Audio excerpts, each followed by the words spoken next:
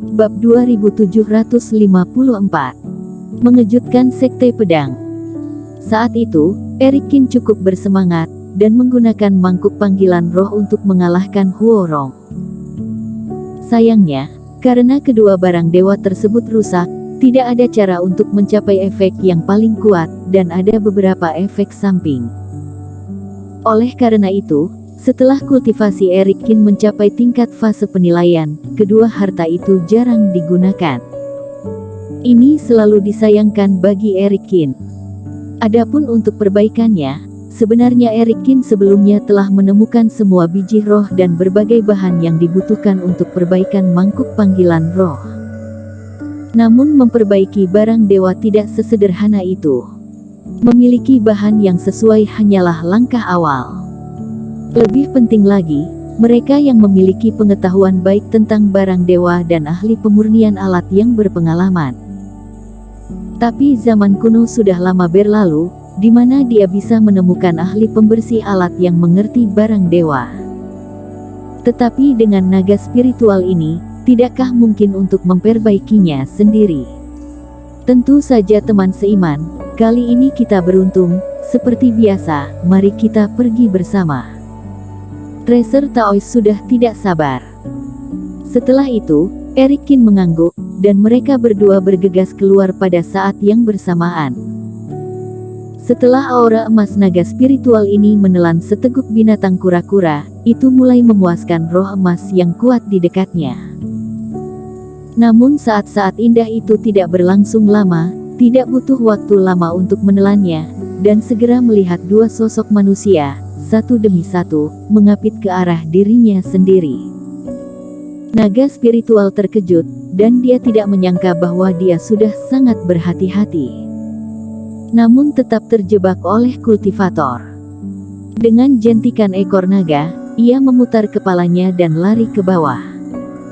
Naga spiritual ini memiliki penginderaan yang tajam.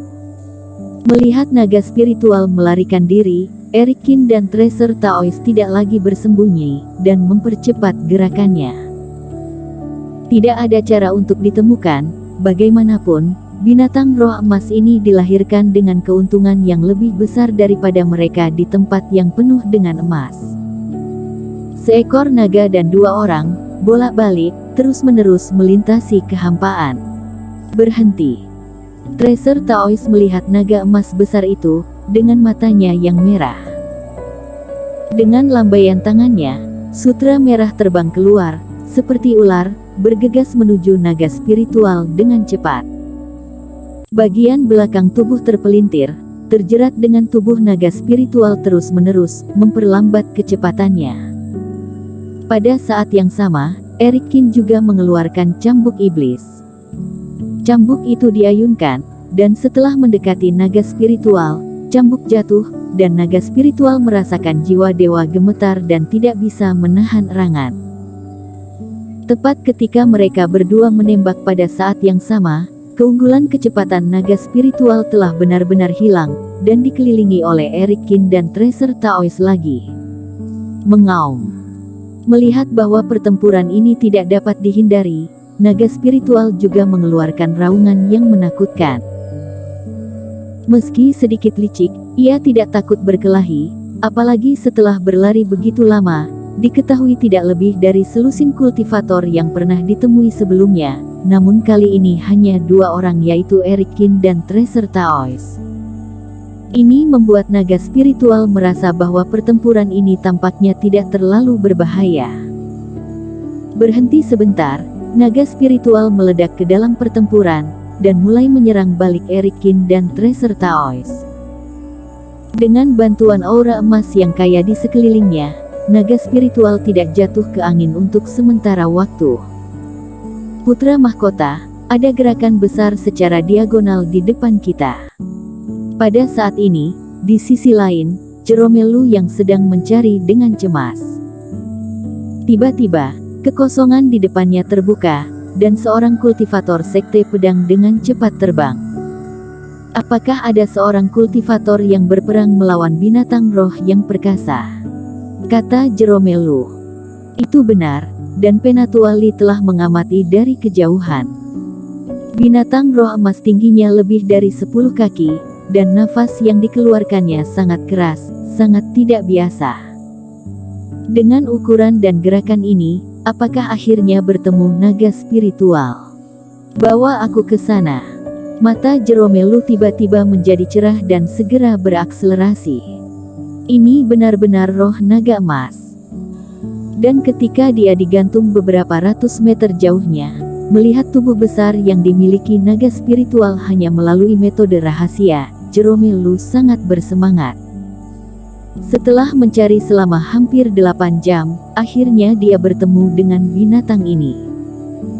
Dua putra mahkota, apa yang harus kita lakukan sekarang? Apakah membubarkan kedua orang ini atau membunuh mereka bersama-sama? Penatuali, yang pertama kali menemukan, bertanya pada Jeromelu dan Sony Yuan saat ini. Jangan terburu-buru, kelilingi tempat ini terlebih dahulu, kata Jeromelu. Ketika dia akhirnya bertemu naga spiritual, dia tidak ingin menyebabkan binatang itu melarikan diri lagi karena mengejutkannya. Adapun dua orang itu, tentu saja mereka semua harus dibunuh. Mata Jeromelu dipenuhi dengan cahaya dingin. Jika kamu berani memasuki area terlarang yang ditentukan oleh Sekte Pedang untuk berburu binatang roh, kamu harus menerima hukumannya. Selain itu, masalah ini terkait dengan naga spiritual, dan tidak boleh bocor. Tepat ketika Jeromelu menemukan Erikin dan Tracer Taois, mereka Erikin juga menyadari ada sesuatu yang salah. Teman seiman, sepertinya ada sesuatu yang bermasalah, dan tiba-tiba hartaku tidak bisa dieksplorasi lagi. Selama pertarungan, Tracer Taois tiba-tiba mengubah ekspresinya. Meskipun dia dan Erikin mengepung naga spiritual, kedua belah pihak tahu bahwa tempat itu berbahaya, jadi keduanya terus menjelajah. Erikin juga sedikit mengernyit saat Tracer Taois berbicara. Lebah jiwa hijaunya seolah diselimuti aura, tidak bisa melihat pergerakan di sekitarnya. Seseorang tampaknya telah menggunakan cara untuk memblokir tempat ini. Tetapi meskipun mereka ditemukan salah, tak satu pun dari mereka langsung menunjukkannya. Tracer Taois, menurut dua posisi yang kukatakan, kamu pergi ke sebelah kiri dan aku akan berada di sebelah kanan. Erikin tiba-tiba mentransmisikan suara, dan kemudian cahaya pedang melonjak dari pedang Kingtong. Cahaya pedang tampaknya menebas ke arah naga spiritual, tetapi melintasi binatang itu dan menebas ke arah kanan belakang. Aku mengerti.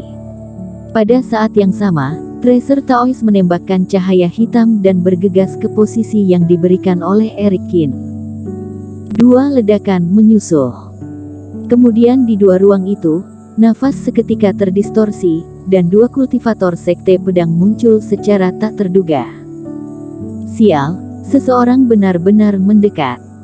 Lihat dua kultivator Sekte Pedang muncul dalam tubuh mereka. Ekspresi Tracer Taois langsung berubah, dan dia diam-diam mengutuk sial.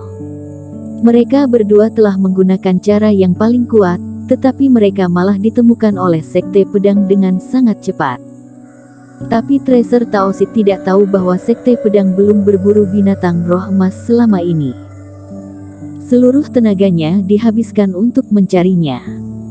Tentu saja, dia akan segera menemukan pergerakan besar di sini. Hehe, kalian berdua kutu sedikit tidak waspada, bahkan kamu juga ingin membunuh naga spiritual yang aku sukai. Ini adalah fantasi. Ayo bunuh mereka bersama. Teriakan dingin terdengar seperti guntur di ruang ini. Melihat bawahannya telah diekspos, Jeromelu mencibir, tidak terlalu terkejut. Dengan lambaian tangannya, belasan kultivator Sekte Pedang, semuanya bergegas menuju Erikin dan Tracer Taois. Sekte Pedang apaan? Bukankah kolam pedang ini milik pribadi sektemu? Aku akan merebut naga spiritual itu hari ini. Tracer Taois menggertakkan giginya dan meraung, melihat naga spiritual di depannya, tetapi ketahuan oleh Sekte Pedang, dan hatinya sakit. Kalau begitu kamu akan mati untukku. Beberapa kultivator telah melewati kekosongan dan bergegas menuju mereka berdua. Sekte Pedang mengirim kultivator, dan seluruh tubuhnya dipenuhi dengan napas yang berniat membunuh. Rekan teman seiman melambaikan tangannya, dan berbagai harta terbang keluar. Meskipun para kultivator ini untuk sementara diblokir untuk menyerang, mereka tidak membunuh mereka. Teman seiman, apa rencanamu? Tracer Taois bertanya pada Eric Kin. Kabur untuk sementara waktu dan berikan tempat ini kepada mereka, kata Eric Kin. Bersambung.